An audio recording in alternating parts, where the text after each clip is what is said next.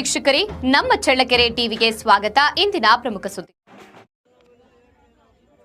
ಗ್ರಾಮೀಣ ಜನರ ಆರೋಗ್ಯ ಕಾಳಜಿಯನ್ನ ಕೇಂದ್ರ ಬಿಂದುವಾಗಿಟ್ಟುಕೊಂಡು ನಗರಂಗೆರೆ ಗ್ರಾಮದಲ್ಲಿ ಆಯೋಜಿಸಲಾದ ಮಲ್ಟಿ ಸ್ಪೆಷಾಲಿಟಿ ಉಚಿತ ಆರೋಗ್ಯ ತಪಾಸಣಾ ಶಿಬಿರಕ್ಕೆ ಚಳ್ಳಕೆರೆ ವಿಧಾನಸಭಾ ಕ್ಷೇತ್ರದ ಶಾಸಕ ಹಾಗೂ ಕರ್ನಾಟಕ ರಾಜ್ಯ ಸಣ್ಣ ಕೈಗಾರಿಕೆಗಳ ಅಭಿವೃದ್ಧಿ ನಿಗಮದ ಅಧ್ಯಕ್ಷ ಟಿ ರಘುಮೂರ್ತಿ ಚಾಲನೆ ನೀಡಿ ಮಾತನಾಡಿದರು. ನಗರಂಗೆರೆ ಗ್ರಾಮೀಣಾಭಿವೃದ್ಧಿ ಮತ್ತು ದೇವಾಲಯಗಳ ನಿರ್ವಹಣಾ ಸೇವಾ ಟ್ರಸ್ಟ್, ಗ್ರಾಮ ಪಂಚಾಯಿತಿ ಹಿತರಕ್ಷಣಾ ವೇದಿಕೆ, ಚಿತ್ರದುರ್ಗದ ಬಸವೇಶ್ವರ ವೈದ್ಯಕೀಯ ಮಹಾವಿದ್ಯಾಲಯ ಹಾಗೂ ಆಸ್ಪತ್ರೆ, ನ್ಯೂಬರ್ಗ್ ವಾಸವಿ ಲ್ಯಾಬ್ ಚಳ್ಳಕೆರೆ, ಮೂರ್ತಿ ಇಂಡಸ್ಟ್ರೀಸ್ ಮತ್ತು ಡೆವಲಪರ್ಸ್ ಇವರ ಸಂಯುಕ್ತಾಶ್ರಯದಲ್ಲಿ ಈ ಶಿಬಿರ ನಡೆಯಿತು. ಕಾರ್ಯಕ್ರಮದಲ್ಲಿ ಮಾತನಾಡಿದ ಅವರು, ಗ್ರಾಮೀಣ ಭಾಗದ ಜನರು ತಜ್ಞ ವೈದ್ಯಕೀಯ ಸೇವೆ ಪಡೆಯಲು ನಗರಗಳಿಗೆ ತೆರಳಬೇಕಾದ ಪರಿಸ್ಥಿತಿ ಇರುವಾಗ ಇಂತಹ ಉಚಿತ ಆರೋಗ್ಯ ಶಿಬಿರಗಳು ಜನರಿಗೆ ಬಹಳ ಉಪಯುಕ್ತವಾಗಿವೆ.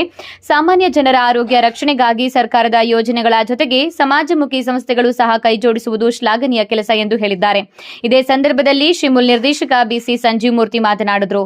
ಇದೇ ಸಂದರ್ಭದಲ್ಲಿ ಜಯದೇವ ಆಸ್ಪತ್ರೆಯ ಮಾಜಿ ನಿರ್ದೇಶಕರಾದ ರವೀಂದ್ರನಾಥ್, ಪ್ರಹ್ಲಾದ್, ಪಾಲಕ್ಷಪ್ಪ, ನಾರಾಯಣಮೂರ್ತಿ, ಇಂಡಸ್ಟ್ರೀಸ್ ಮತ್ತು ಡೆವಲಪರ್ಸ್ನ ಸಂಜೀವ್ ಮೂರ್ತಿ, ಗ್ಯಾರಂಟಿ ಸಮಿತಿಯ ಅಧ್ಯಕ್ಷ ಗದ್ದಿಗೆ ತಿಪ್ಪೇಸ್ವಾಮಿ, ತಾಲೂಕು ಪಂಚಾಯಿತಿ ಕೆಡಿಪಿ ನಾಮನಿರ್ದೇಶನ ಸದಸ್ಯ ರಮೇಶ್ ಸೇರಿದಂತೆ ಹಲವಾರು ಮುಖಂಡರು, ಕಾರ್ಯಕರ್ತರು ಮತ್ತು ಸಾರ್ವಜನಿಕರು ಭಾಗವಹಿಸಿದರು.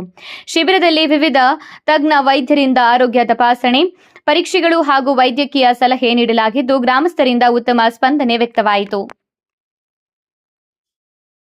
ನಮ್ಮ ಎಲ್ಲ ಮುಖಂಡರುಗಳು ಯಾವ್ಯಾವ ಸೇವೆನ ಮಾಡ್ತಾ ಇದ್ದಾರೆ ಅದನ್ನೆಲ್ಲ ಕೂಡ ಹೇಳಿದ್ರು. ಎಳ್ನೀರು ಯಾರು ಕೊಡ್ತಾ ಇದ್ದಾರೆ, ಮತ್ತು ನಾವು ಮಜ್ಜಿಗೆ ಯಾರು ಕೊಡ್ತಾ ಇದ್ದಾರೆ, ಬೇರೆ ಎಲ್ಲ ವ್ಯವಸ್ಥೆಗಳನ್ನು ಖಂಡಿತವಾಗ್ಲೂ ಕಾರ್ಯಕ್ರಮ ಒಂದು ಉತ್ತಮವಾದ ಒಂದು ಕಾರ್ಯಕ್ರಮ. ವಿಶೇಷವಾಗಿ ಗ್ರಾಮೀಣ ಪ್ರದೇಶದ ಬಡವರಿಗೆಲ್ಲ ಮತ್ತು ಆರ್ಥಿಕ ಪರಿಸ್ಥಿತಿ ಒಂದು ಕಡೆಗೆ, ಉದಾಸೀನ ಮನೋಭಾವ ಒಂದು ಕಡೆಗೆ, ವ್ಯವಸ್ಥೆಗಳಿದ್ದೂ ಕೂಡ ನನಗೇನು ಆಗಿಲ್ಲ. ಈಗಾಗಲೇ ಇದನ್ನು ಕುರಿತು ನಮ್ಮ ಡಾಕ್ಟರ್ ರವೀಂದ್ರನಾಥ್ ಸರ್ ಅವರು ಭಾಳ ಈಗ ಏನು ಈ ಶಿಬಿರದ ಒಂದು ಉಪಯೋಗವನ್ನು ಪಡೆಯೋದ್ರ ಜೊತೆಗೆ ಈ ಒಂದು ಯಾವ ರೀತಿಯಾಗಿ ನಾವು ರೋಗಗಳನ್ನು ತಡೆಗಟ್ಟಬೋದು, ಯಾಕೆಂದರೆ ನಮಗೆ ಕಾಯಿಲೆ ಬರೋದಕ್ಕಿಂತ ಬಂದ ಮೇಲೆ ನಾವು ಇವನ್ನೆಲ್ಲ ಮಾಡೋದಕ್ಕಿಂತ ಬರೋದಕ್ಕಿಂತ ಮೊದಲು ಏನು ಬರೋದಕ್ಕೆ ಬರಬಾರ್ದು, ಪ್ರಿಕಾಷನರಿ ಕಾಯಿಲೆಗಳು ಬರೋಂಥ ಕೆಲಸ.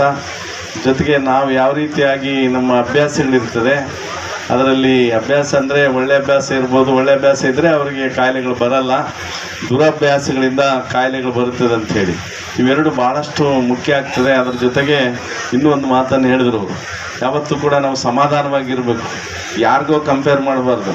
ಯಾರೋ ಪಕ್ಕದ ಮನೆಯವ್ರು ಏನೋ ಅದನ್ನೇ ನಾವು ಇದು ಮಾಡಿದ್ರೆ ನಮಗೆ ರೋಗ ಬರ್ತದೆ. ಅದು ಮತ್ತೆ ನಾವು ಪ್ರೆಸೆಂಟಲ್ಲಿ ಈಗ ವರ್ತಮಾನದಲ್ಲಿ ನಾವು ಬದುಕಬೇಕು.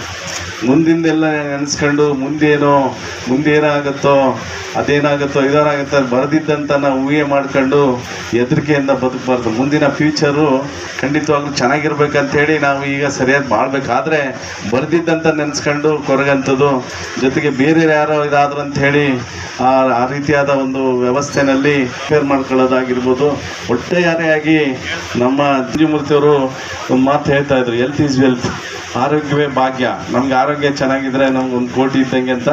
ಖಂಡಿತವಾಗ್ಲೂ ಕೂಡ ಎಲ್ರಿಗೂ ಕೂಡ ಎಲ್ಲ ಇರ್ತದೆ, ಸಂಪತ್ತು ಇರ್ತದೆ, ಅಧಿಕಾರ ಇರ್ತದೆ, ಆ ಎಲ್ಲ ಆಸ್ತಿ ಇರ್ತದೆ, ಆದರೆ ಆರೋಗ್ಯ ಇರೋದಿಲ್ಲ.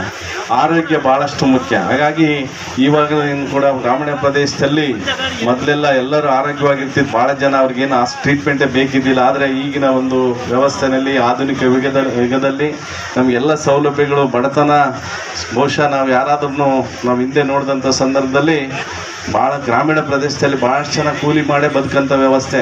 ಅವ್ರು ಕೂಲಿ ಹೋಗಲಿಲ್ಲ, ಕೆಲಸ ಮಾಡಲಿಲ್ಲ, ಹೊಲದಲ್ಲಿ ದುಡಿಲಿಲ್ಲ ಅಂದರೆ ಅವರಿಗೆ ಸಾಯಂಕಾಲ ಯೋಚನೆ ಮಾಡೋಂಥ ಪರಿಸ್ಥಿತಿ. ಹಾಗಾಗಿ ಅಂಥ ವ್ಯವಸ್ಥೆಗಳಲ್ಲಿ ಇತ್ತೀಚಿನ ದಿನಗಳಲ್ಲಿ ಬಡತನ ಕಡಿಮೆ ಆಗಿದೆ, ವ್ಯವಸ್ಥೆಗಳು ಜಾಸ್ತಿ ಆಗಿದೆ. ಅಂಥ ಒಂದು ಸಂದರ್ಭದಲ್ಲಿ ನಮ್ಮ ಆರೋಗ್ಯವನ್ನು ರಕ್ಷಣೆ ಮಾಡೋಂಥದ್ದು ಭಾಳಷ್ಟು ಮುಖ್ಯ. ಅಂಥ ಒಂದು ವ್ಯವಸ್ಥೆ